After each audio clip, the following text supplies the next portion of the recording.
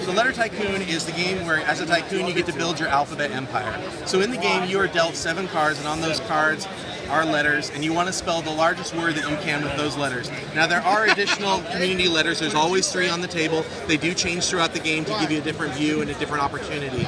So in my hand here, I'm going to spell the word soars, S-O-A-R-S. Now that's a 5-letter word, which means that I'm going to get paid $3 by the bank. And you're probably asking yourself, why is there a money component to a word game? Well, now I can buy a patent. And let's pretend that I've actually had a little bit more money. I've been playing for a little while. I can buy any one of the letters here that I just used in my word. So I'm going to take the opportunity to pick up the A, which is $8. So now I own this A patent. Anytime someone plays a word with the letter A in it, I'm going to get paid by the bank $1 for every occurrence for the rest of the game. So now I'm a tycoon and all the other players are earning money for me. So in addition to the regular patents, I'm just going to slide these over here. You also have some letters that don't show up quite as often. So the Z, for example, only shows up once in the deck before it's shuffled back in. So the Z is only $2. We also gave it a little superpower because we felt a little sad for the lonely Z. The Z allows you to add an imaginary S to the end of your words when applicable. So it makes the words a little bit longer and it gives you like a slightly larger payout. B's another one of my favorites. That would allow you to play 2 words on every turn. You'd be the only player that gets to do that.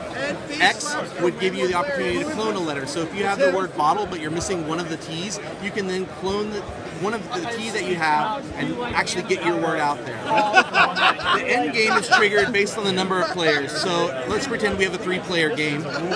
When somebody has $34 in value from their patents, it will trigger the end game. So if I am the starting player, the one that has the Zeppelin here, because all tycoons need a Zeppelin, and I just triggered $34, player to my left would get 1 turn, player to my right would get 1 turn, and then the game would end. And we would tally up all of the chips, the stocks, as well as the value of the patent. So just because you bought the patent at $4 or $3 or $8, you're not losing that money. That does apply towards your total at the end. Now I mentioned the stocks. So as you start to do the larger letters, or larger words I should say, like 6-letter word would give you $4 on 1 stock, 7 letters would give you 6 on 1 stock, anything after that would just keep adding stocks to it. These are not spendable on patents, but they do count towards your end total because we don't want to discourage you from doing a 10-letter word. So this stock is basically a game balancing mechanic. So someone like myself who maybe doesn't have quite as large a vocabulary, somebody who's doing 10 letters at a time, this keeps me in the game and doesn't break it for me. Because if I gave you $14 for doing a 10-letter word, you'd buy all the great patents and I would never get an opportunity.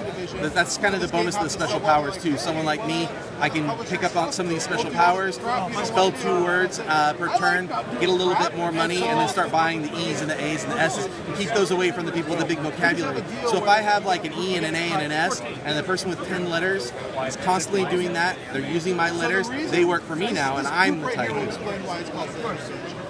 There's 2 reasons. One reason is that's Letter Tycoon. Awesome. Thank you.